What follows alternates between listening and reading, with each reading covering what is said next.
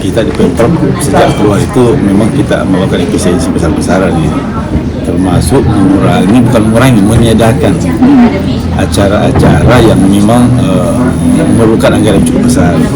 Artinya penggunaan ruangan termasuk kalau ada ruangan kita ya kita pakai ruangan kita. Nah, paling tidak kan tidak disewa kan. Dan pertemuan yang kita anggap seremonial ya udahlah, kalau perlu daring aja, tidak perlu semuanya ketemu fisik, kecuali memang harus ketemu muka sama muka. Jadi rakor juga kita batasi seperlunya, yang kita memang anggap perlu ketemu semua. Kalau bisa, jadi biasanya kita lakukan sudah hybrid. Jadi ada yang in situ, yang ada di situ ya dia fisik, yang dari luar ya aja online aja. Sudah sempat ada pembatalan Pak acara-acara di hotel atau seperti apa? Ya, memang sejak ada itu kita sudah tidak melaksanakan lagi di hotel memang. Karena himbauan ini kan kita harus laksanakan.